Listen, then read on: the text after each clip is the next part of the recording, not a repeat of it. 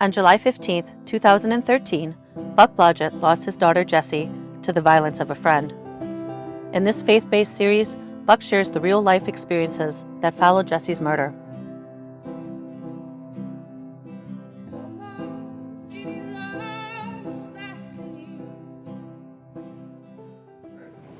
Today's part 3 in a 4-part series. The series is called The F Words. The F words are forgiveness, faith, today fruitfulness, and next time fortitude, strength, and resilience when life punches you in the gut. The first part 1 was called Forgive Him, Father. It was based on my personal experiences of what I used to call the great okayness. Now I call it the peace that surpasses understanding, the amazing grace, the unbelievable, ridiculous love and forgiveness that descended on me, that overwhelmed me in the wake of my daughter Jessie's rape and murder 6 years and 13 days ago by a friend. Not a crime of passion, but a planned execution in her own home, in her own bed. The scriptures, part 1, was based on, Forgive them, Father, for they know not what they do. First spoken 2,000 years ago by our great teacher on the cross, in the middle of being brutalized himself by the very people he came to save. Also, if you forgive, my Father will forgive you. If you don't judge, if you don't condemn, you won't be judged, we won't be condemned. By the measure you use, so is it measured to you. Love your enemies. Do good to those who hate you. Pray for those who hurt you and your family. Bless those who curse you and who you curse. Can you imagine, my friends, if all 200 of us in this room, all 7 billion of us on this planet, decided today to actually follow those instructions? To commit to that as we sit here, or recommit to that, to love your neighbor, to love your enemy, to forgive, to do good to those who hate us, to pray for those who hurt us, to bless those who curse us. I don't think we can possibly imagine how much this world would change and how fast this world would change. And what's the only thing keeping that from happening right now? Other than each person's individual choice to do it. Your choice. My choice to commit, to recommit to loving our enemies, to blessing those who curse us. Part 2 was The Voice and the Butterfly. That was also my personal, real-life experiences of the crazy, amazing, beautiful things, about 24 of them, that happened to me, my friends, Jessie's friends, and others in our community for a year after she was killed. Things I used to call signs, now I just call them answers. Answers to desperate, broken, middle of the night, hotel room prayer and plea to God the night after she was killed and taken from us. When I thought he was talking to me, but I just couldn't get it. I couldn't believe it was true. And I asked him to prove himself to me. And oh my God, had I no idea what was coming, what he was capable of. The scriptures, The Voice and the Butterfly, was based on, ask and you'll receive, seek and you'll find, knock, the door will open for you. My sheep hear my voice, and they follow it. Forgiveness, faith, which brings us to part 3 today, fruitfulness.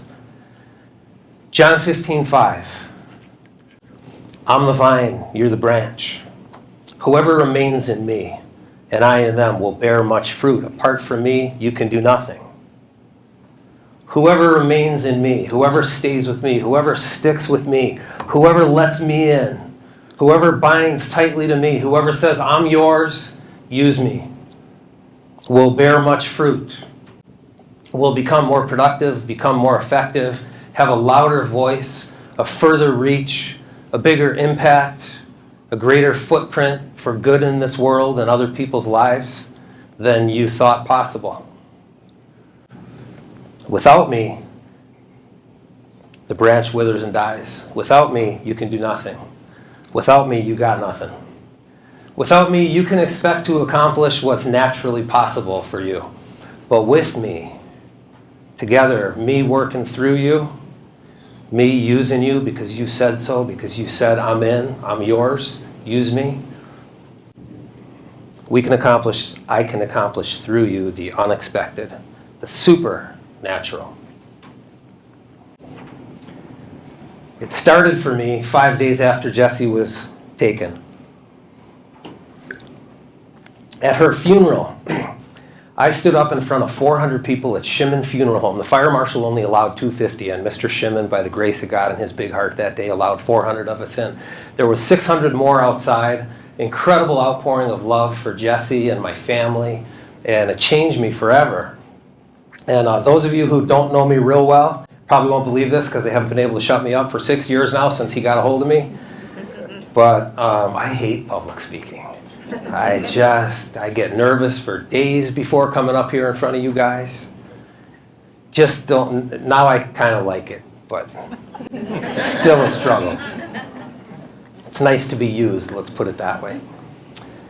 So 400 people, I stand up, knees knocking, sweaty palms, dry throat, you know how it is, right? And 30 seconds, I think, and I think it went like this. Honey, you're my shining star. You're my best friend. You're my biggest fan. You're my greatest teacher. This has been a devastating blow, but your strength is in me too. And love will always be stronger than hate. At the time, this atheist, no idea where those words came from. Now I know they didn't come from me. They came to me, they came through me, they came for me, they came for you, they came for anyone and everyone with eyes to see, ears to hear, same place, the great okayness, the peace that surpasses understanding, the amazing grace comes from. Same place, everywhere, always, for everyone, unlimited in quantity, only limited by us, by our willingness, our faith, our daily practice, our ability to receive. A couple weeks later, my phone rings. It's the fire chief. His name is Paul. Great guy from Hartford. Never met him, never knew him. He says, we want to do something. A few people have an idea. We want to do something to honor Jessie and your family, but really for the whole town, kind of a community healing, a vigil. A couple weeks after that, 500 people from our small town of Hartford show up at the mill pond, and everybody has a little lit candle. We're all walking through the night with candles around a 2-mile course that somebody planned. And there's signs that volunteers made all along the way. And everybody has on one of these blue wristbands that Lori Sullivan spent $450 of her own money on. We didn't even know about it. And we get to the mill pond, and there's hundreds and hundreds of candles floating in tins and paper bags lighting up the mill pond. And we get around to the Shower Arts Center, and there's a choir singing Jessie's 2 favorite choir songs. She was the fiddler in Fiddler on the Roof, and it was the cast. And we get a little further back to the pavilion. There's a big banner somebody made on the pavilion. The mayor's there. The mayor talks. There's a live band made of Jessie's friends who wrote her a tribute song. By the way, the banner, the wristbands, and the signs all said, love is greater than hate. Anybody here ever plan a 500-person event? 53 years of life, Buck doing life Buck's way. My mantra was, if it is to be, it's up to me. And that took me so far. Now my mantra is, I'm yours, use me. 53 years, never produced a 500-person event. It's a lot of work, all that planning. Never want to take anything away from all those people who did all that work and made all those plans. But you guys, 5 words at a funeral. Love is greater than hate. 5 words. Never in 53 years, I don't know about you, but for me, never in 53 years of life had my voice had a reach and an impact. Moved a town, changed people's minds, touched people profoundly in their heart and their mind. Never had I said 5 words or 5,000 words that did that before. I'm the vine. You're the branch. Whoever remains in me, whoever sticks with me, whoever binds tightly to me, whoever says I'm yours, use me, you will bear much fruit. Apart from me, you can do nothing. Apart from me, you got nothing. Apart from me, you can do your life. You can do what's naturally possible and expected for you. But if you let me in, with me working through you, you can't imagine what we can accomplish together. So 6 months later, my phone rings again. It doesn't ring, it lights up. It's a text from a kid named Scott. Scott, where are you? One of Jessie's friends, Scott, took her winter camping. That was a huge win for Jessie in her life. It says, you got to come to my church. Don't quote me on these. This is 6 years ago. I can't remember what I had for breakfast this morning. I text back. I think it went something like this. Okay. Phone lights up again. Okay. I text back. Yeah, I'll come. Phone rings. You'll come? Apparently neither of us could really believe this atheist who hadn't been in church since the 1980s would show up so easily. I was ready. When he gets in you, you're ready. Let him in. So I come here with Scott and our pastor, John. For months, I never knew when I was coming to church if I was going to get stood up that Sunday and used as an example of forgiveness and grace. I don't know about you guys. 53 years. Never really got stood up in front of a body of a couple hundred people, especially in a sacred space when it's your flock that you're responsible for. Never got stood up and used as much of an example for anything good in 53 years, and now it's happening over and over and over. And I'm thinking, you do remember that I was an atheist about a minute ago, right? And he's like, I don't care. God doesn't care. Get ready. Now, when Jesus says, I'm the vine, you're the branch, whoever remains in me will bear much fruit. Without me, you can do nothing. Will bear much fruit. What do you think he means by fruit? What do you think Jesus means by fruitfulness? Do you think fruit means, dude, you hang with me, and I will rain Benjamins down on you. You are going to win the mega Powerball. You're going to have more money, power, status, influence, popularity. You'll have all the cars. You'll have the mansion. You'll have the girls. You'll have the boys. Do you think that's what Jesus means by the fruits? Fruits of the world? Or do you think maybe he wants us to dive a little deeper? Fruits of the Spirit, maybe? Dude, you hang with me. And you will be overflowing with love and forgiveness. People will be drawn to it like a moth to a flame. 53 years, guys. Nobody was ever much drawn to Buck. And if it is to be, it's up to me. Like a moth to a flame for 53 years. It's crazy. It's crazy. You spend time with me.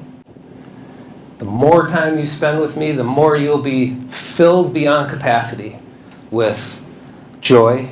Can anybody explain joy to me?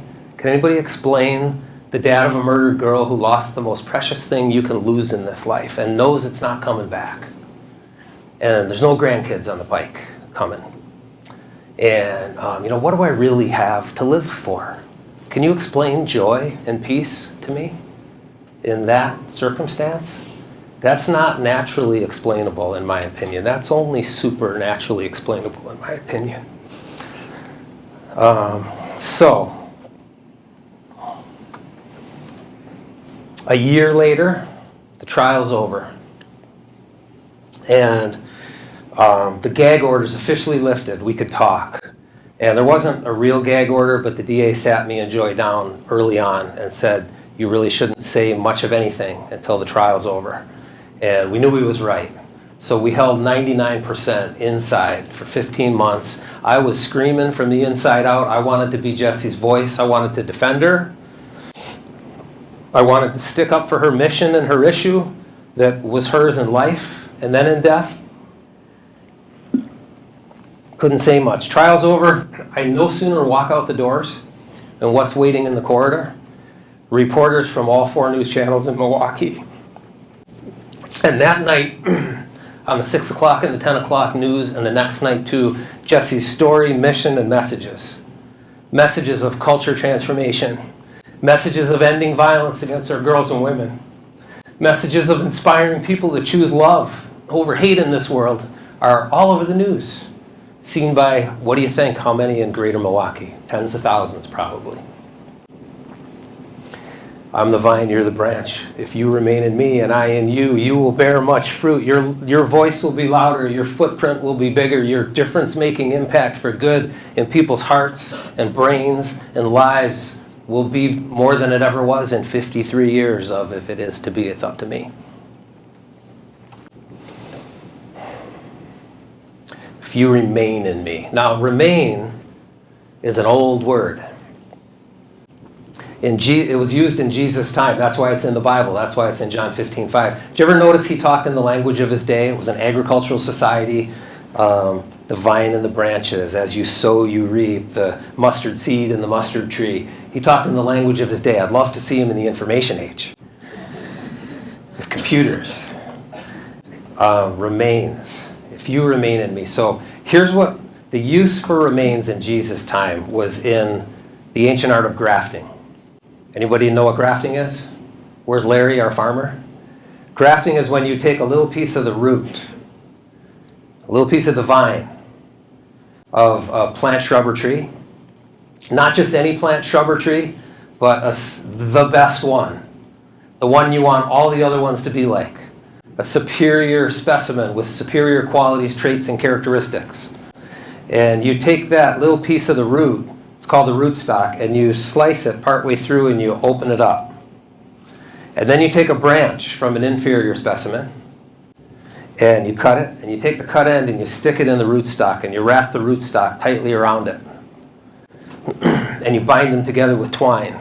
Put it in the ground, a little bit of sun, a little bit of rain, and over time, because it takes time, the two, if they stay bound tightly together over time, they become one. They grow together. And the inferior branch, more and more with more time, bound tightly to the rootstock, the superior specimen, begins to take on the superior qualities and characteristics and traits. You see where we're going with this? You see who the rootstock is? Let's make it a little more real. You're a farmer in the Holy Lands. You have the best grapes. You are blessed with the best vine in all the land. Your vine grows like crazy. It produces more grapes per branch than any other in all the land. They're bigger grapes, they're crunchier grapes, they're sweeter grapes. They're better in every way. And not only that, but your vine is the strongest, it's the hardiest.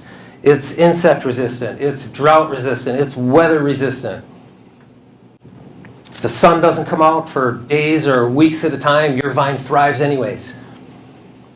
Anybody ever have days in life or seasons in life where the sun doesn't come out for a long time? Ever been there? How'd you like to thrive anyways? Jesus is the root stock. I'm the branch, you're the branch, we're the branches, I'm the vine, you're the branches. You take your cut end, your injured, traumatized, wounded end, and you give that to Jesus. And you let him wrap himself tightly around and bind together.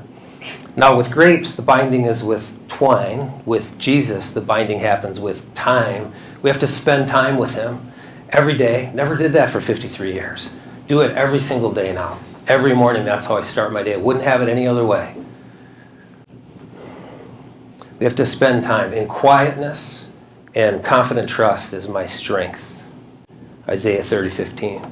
Be still and know Be still with me for a while and know that I'm God. Psalm 46:10.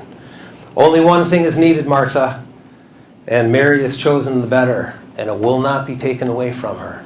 And what was Mary's choice? Put aside the to-do list for the day and just sit down with Jesus. Shelve the doingness, the busyness, the stuff of life, the noise of the world. Second priority. First priority, just sit down and spend some time with the great teacher and absorb the lessons and the fruits. So it's 6 years and 13 days later now. And as we go around today to prisons we visited last year, we're hearing some really cool stories about the impact that have surprised me, because I'm not one who thinks I make a difference naturally. And I'm learning otherwise from him. And my favorite story comes out of Prairie du Chien Correctional, where an inmate stood up last year after a message from Jessie. And we do this Q&A after. We just talk for an hour. It's the best part. And he says, now these guys, just like all of us, we don't always have the best filter in life, do we? We don't always have the greatest social graces. Sometimes we don't say the right thing. This guy looks right at the dad of a murdered girl who just poured his heart out to him. He says, I don't believe you. I don't believe you really forgave your daughter's killer. I don't believe you could. I don't believe you would. And I'll tell you what, if it was me, I know I couldn't. And even if I could, I wouldn't. To which I said something like, dude, I didn't just drive all the way across this state today on my day off for like the 24th time in 2 years and walk voluntarily into a prison that you put yourself in to do anything I could to touch you, reach you, make a positive impact in your life, in order for you to tell me you can't and you won't. We need you. You're getting out of here soon. Your calling needs you to answer it. This isn't just for the inmates, by the way. Our callings need us to answer them. That was the beginning of a great conversation that resulted in this. We go back this year. Guess who signed up for a message from Jessie again, even though he saw it last year? Guess who stood up and engaged in the Q&A again after, even though he did that last year? And I learned something that day. And what I learned was that the Wisconsin State Prison System has all of its own programming. Good programs if you engage in them. And they send them to all the prisons. Domestic violence program, sex offender program, drug and alcohol program, thinking for change, anger management program. Prairie du Chien Correctional created their own program after a message from Jessie. They called it the forgiveness class.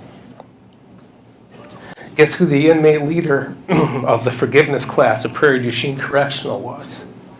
That guy. I don't know about you guys, but 53-year buck, if it is to be, it's up to me, never would have driven across the state, gone voluntarily into any prison to sit down with the inmates for a few hours and say something like that to a guy who probably had 50 pounds on me, 50, 100 inmates, 1 or 2 security, a few staff members. Never would have done that. Watch out, like Pastor John told me, you better get ready. Watch out when he gets inside you.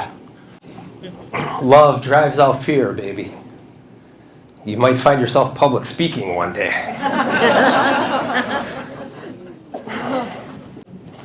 6 years, 13 days later, Love is Greater Than Hate now has a radio campaign. Did 4 radio interviews last week, 5 more scheduled in the next week and a half. We'll reach hundreds of thousands during the radio campaign. Boston, Seattle, Chicago, Tampa. USA Radio has 500 nationally affiliated stations. That's next week. Love is Greater Than Hate has a new print media campaign. In the first month, our article was picked up by 6 online magazines with a readership of 1.7 million. We have 4 made-for-TV documentary films now. The 4th one will be on the Oxygen Channel. It's coming out in a few months. We'll let you know when we got a date. The first 3 have replayed dozens of times since January 2015 when Dateline first came out.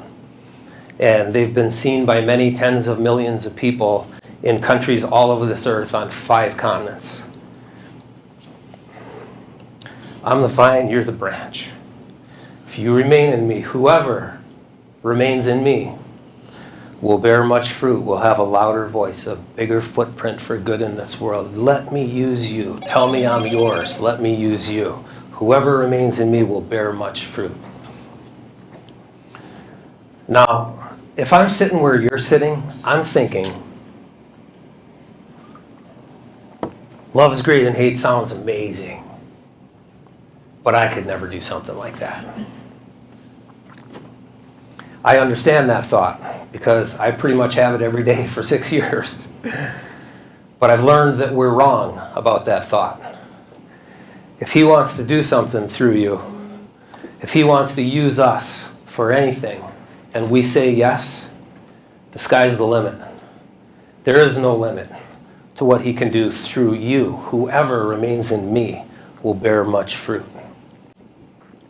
Now, you shouldn't be impressed by love is greater than hate, and I shouldn't be impressed by love is greater than hate. I don't believe Jesus is impressed by love is greater than hate. You know, the TV, the radio, the print media, the cool stuff of the world. I don't think he's impressed by that. I think Jesus is impressed by someone who says, I'm the branch, and I know it, and you're the vine, and I know that too.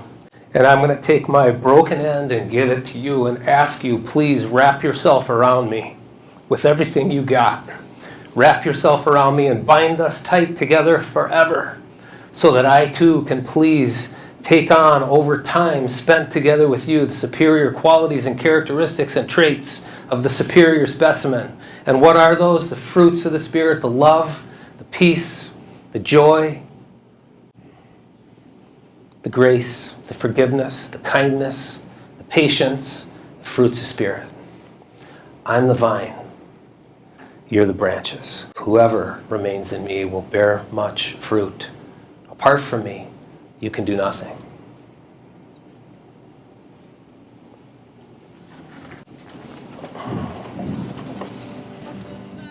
Jessie's killer is serving a sentence of life without parole. Jessie's story, message, and mission has reached tens of millions on 5 continents. Be the change.